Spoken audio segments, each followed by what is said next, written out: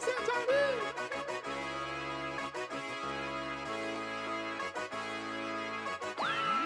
you done it now, Johnny.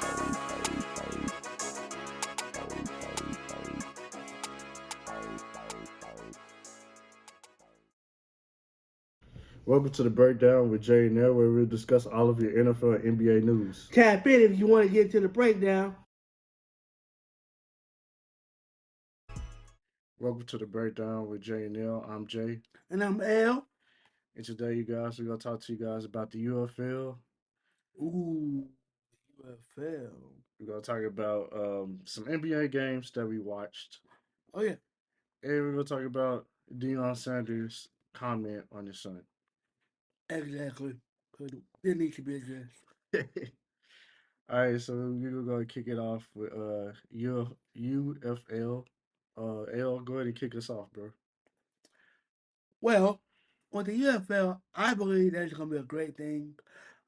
It can be the NFL G League. It's something that we need. Everybody has a G League except the NFL.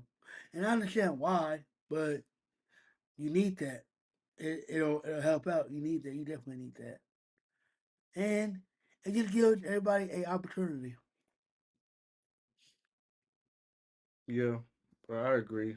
I like the UFL.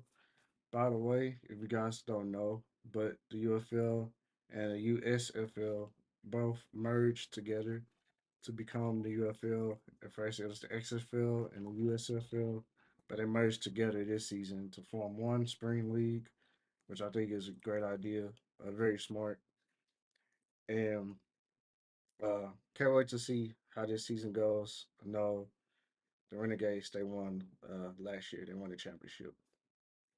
Yeah, this year is gonna be great. One of the premier matchups, well, the first game matchup of the season, is you have the Arlington Renegades and the Birmingham Stallions. Um, that's gonna be a great game. Two champions playing. First game of the season. You can't get better than that. Yeah, that's gonna be a good matchup. I really want to see how the Renegades gonna come out this season. Even though they won last year, but it's a new season, y'all. So let's see how the Renegades will do. And let us know if you guys are willing to go or planning to go. Yeah, tickets are really cheap. L, he's gonna go check it out. So hopefully next week we'll have some news with that, how his experience was with the game. Yeah, I think it'll definitely be a good experience. We all love football, so why not get an added bonus amount of football when there is none? Yeah. Um, the next matchup on tomorrow, the season kicks off tomorrow, by the way, March 30th. The Battlehawks versus the Panthers. Ooh, that's gonna be good. I know from the last few seasons that the XFL had, the Battlehawks always have a good round of fans, and I think they miss having football there in St. Louis, so it's definitely needed, and it should be good. The Michigan Panthers, I don't know too much about them too much, but they should be good as well. Yeah, I like the Battlehawks. I like uh, AJ McCarron. He kind of like revitalized his career in the XFL, and I feel like he's doing good. I feel like this is like a revitalization of his career, and I don't know too much about the Panthers too, like El said, but I'm be willing to tune into that game, so I'm check that out. Yeah, I think it'll definitely be a good game. This season should be well. With all the sponsorships they're getting from both sides, then they should be do well. All right, we'll move over to Sunday matchups. First, you have the Defenders versus the Bombers at 11 a.m. on ESPN. That's going to be a good game as well. Um, the Defenders were a very good team last year in the in the in the XFL, and the Brahmas they got a superstar kicker. He's currently he was on YouTube. Now he's on the Brahmas. Destroying, shout out to you. Congratulations. Can't wait to see you kick those balls and do well. Yeah, I love second opportunities. This is another matchup I'm looking forward to, especially since there's no football. So I'm glad that we have a spring league now. So basically, we have football year round, which is great for us football lovers, football fans. I agree wholeheartedly. Yeah, That's definitely what we need. Um, like I said, it gives us added bonus and content, and we need it, especially since regular football season, is so far away. yeah. The last matchup for the weekend, opening weekend, you have the Showboats versus the Roughnecks at 2 p.m. on ESPN. That's gonna be a good game, and they're on ESPN, so it gives them a bigger broadcasting. Um, it should be fun as well. Go out, show support. You miss football. I know we miss football. It's football. Let's go, babe. Yeah, this is another good matchup. I'm gonna be tuning into that one as well. But I'm definitely going to pay more attention to the UFL this season because I really did pay attention to it last season. I only caught maybe a couple of games, but I'm definitely going to be paying attention to it this season. So next, we'll get into a few rules that the UFL has that are different from the NFL.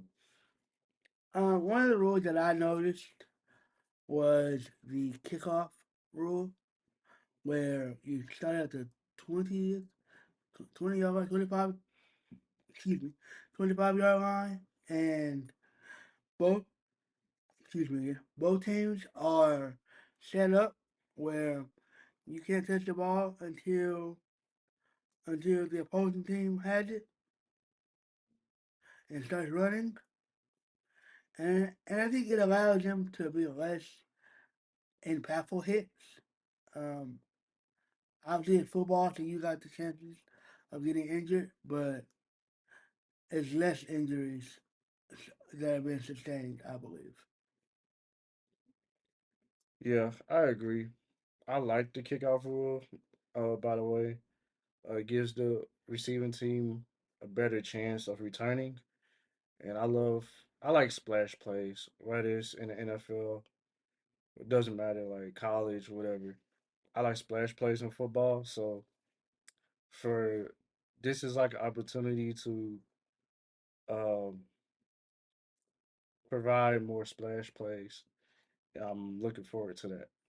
By the way, the NFL they did a similar rule change, similar to the UFL, but that's for a later time. Next rule I like is the possession rule. Like after you score a touchdown, whatever the team decides to do, they decide to go for 1 point, 2 point, 3 points. If we go for 1 point, you have to line up the 2 yard line. If we go for 2 points, you line up at the 5 yard line, and if you go for 3 points, you line up the 10 yard line. I kind of like that because it kind of eliminates just you kicking an extra point, and you could actually decide on how you want to get your extra points. And I always like that. It shows like gutsiness and like it shows toughness. Like you're not scared to go for it. Yeah, I agree. I think those types of plays and uh and yardage situations, it's easier to defend and it's gutsy and it just gives you a more exciting moment. Like you're wondering what they're gonna do.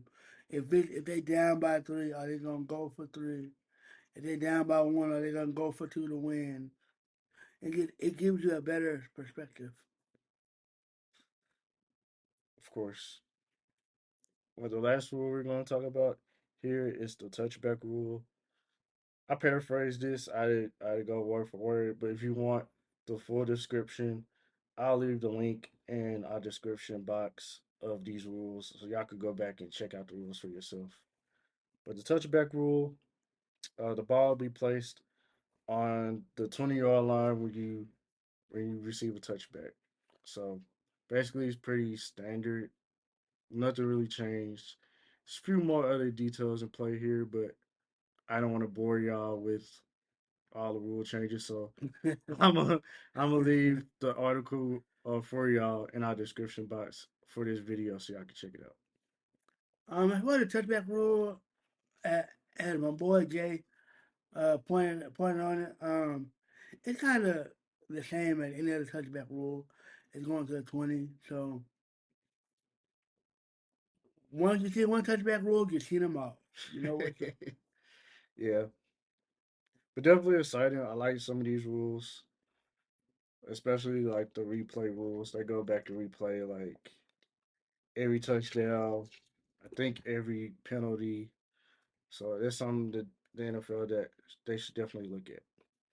I agree. You kind of need that. It gives both the viewer confidence and the player confidence and the coaches that hey, we got the correct play or the correct results on this particular play.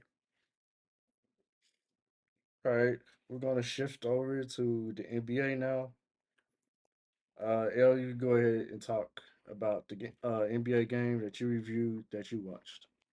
Oh man, so I saw the Suns versus the Nuggets, and honestly, I was surprised that the Suns beat the Nuggets so handily that they did. Uh, I definitely thought that the Nuggets were going to play a better game than what they did. Um, it wasn't that bad. It was like 122 to 97, but that's kind of bad when you got as your center and as your supporting cast. If you're the Nuggets, if you're the Suns, then you came in and you took care of business. The top scores for those two games were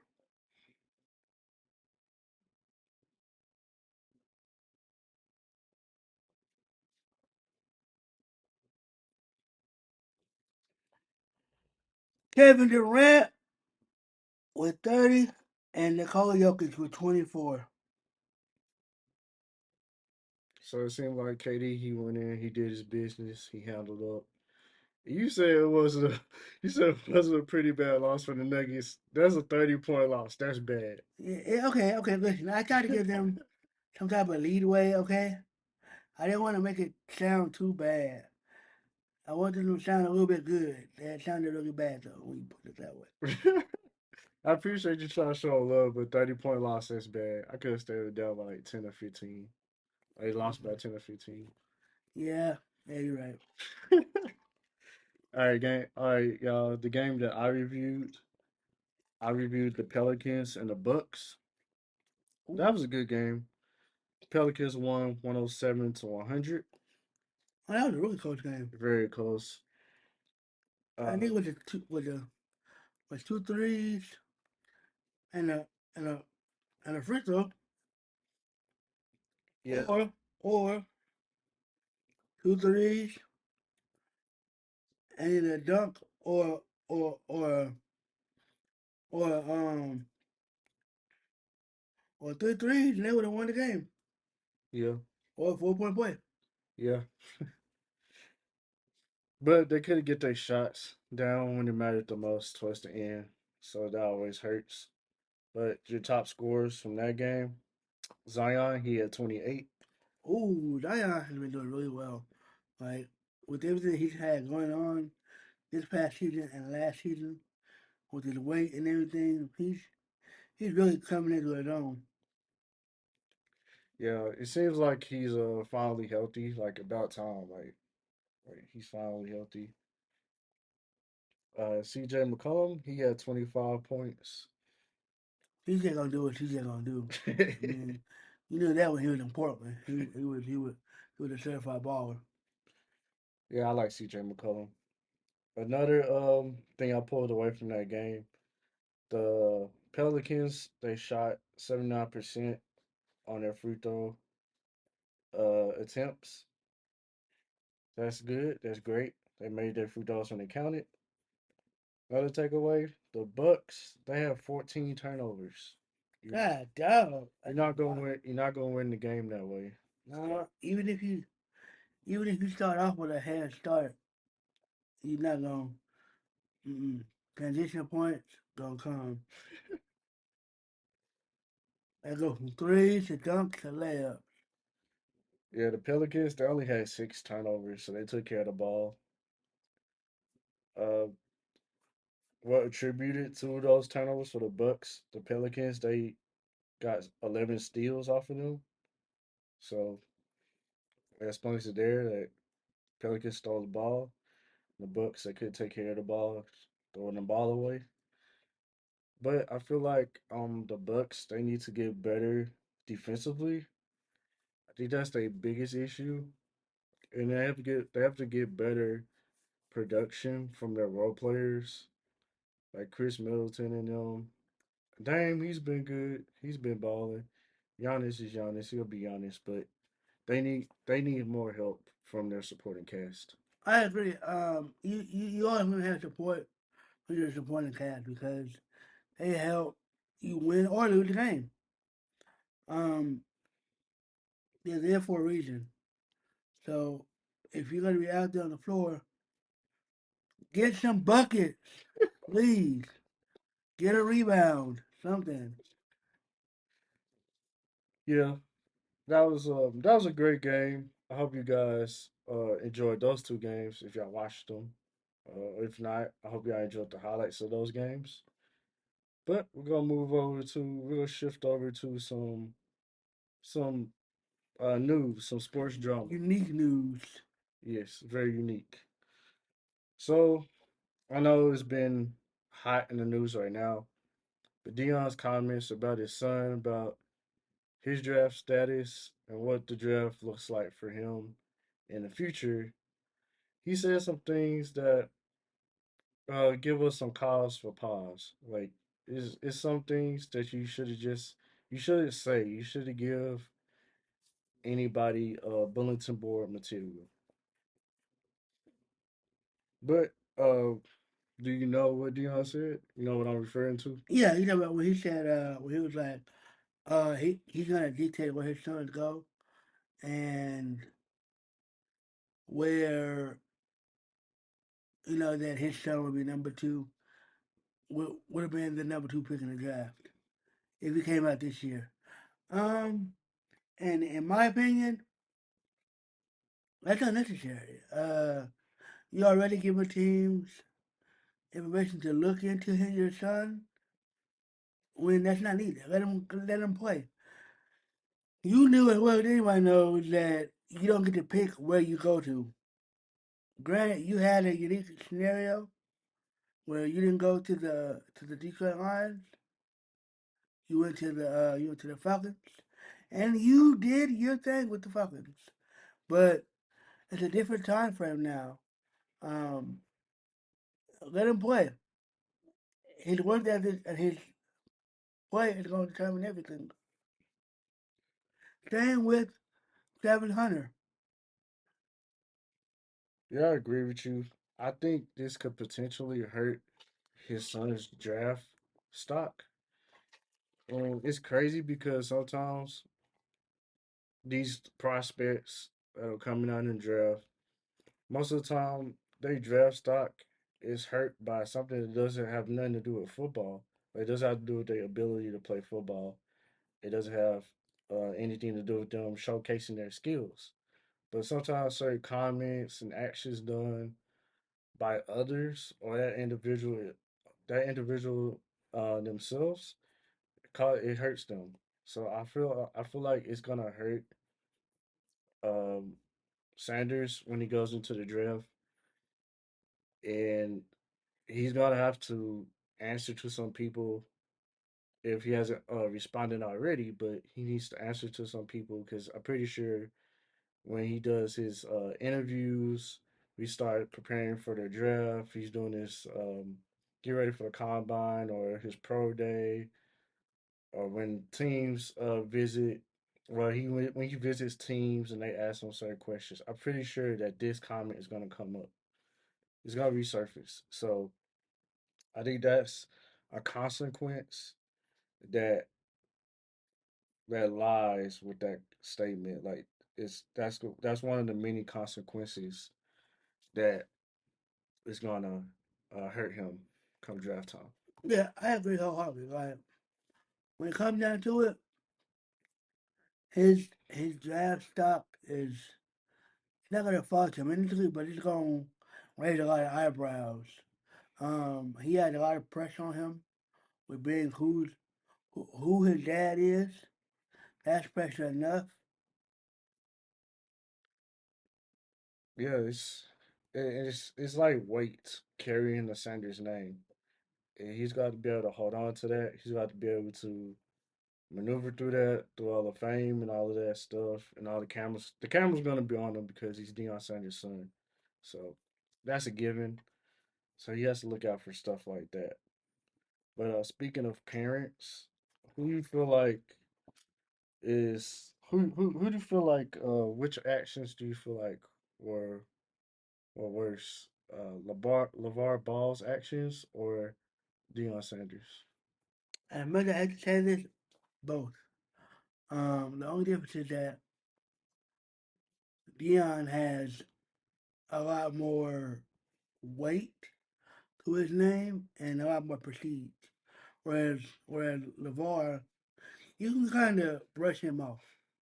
He's just an antic. He ain't worried about nothing. You know, he's just like a little fly that you tired of seeing. Um, but he did add a huge target on his son's back, especially Alonzo. Alonzo had probably one of the biggest targets on his back. Jello, he didn't really produce into anything. He's still trying to get into the league, and he's having a hard time.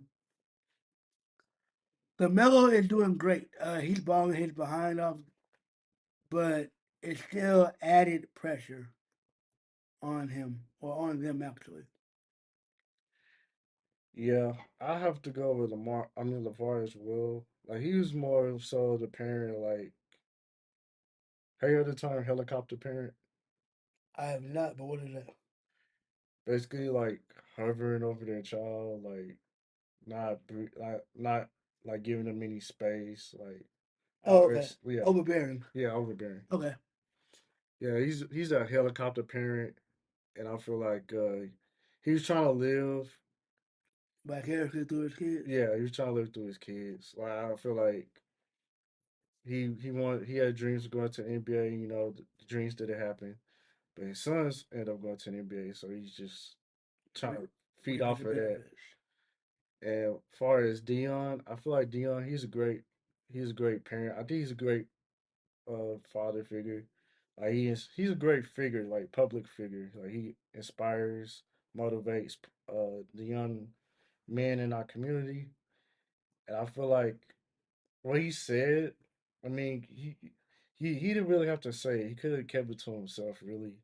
But I just hope it doesn't hurt his son in the long run because, like El said, you cannot pick your team. It's the draft for a reason.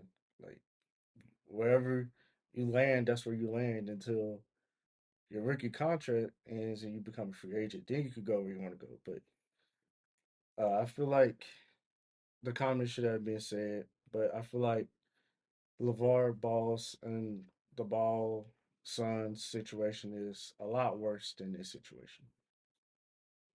I agree. Granted, on the whole, you can pick where you want to go thing.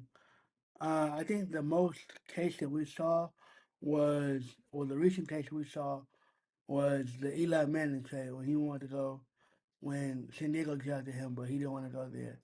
So he went to New York. That's probably going to be like your most recent thing of something that start happening.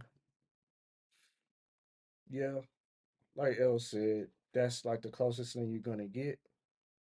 And I feel like once the speculation talk comes circling around and people start doing their little mock drafts or whatever, or you hear teams interested in Sanders, I feel like if it's a team that he doesn't want to go to, he's gonna voice that, or maybe his dad will voice that, and that's gonna cause a whole nother issue, a whole nother media blow up. Stories gonna be everywhere, but I really just hope it doesn't hurt him in the long because he's skilled and he has the potential to be the best quarterback coming out in next year's draft. And I just hope that doesn't push him further down the line.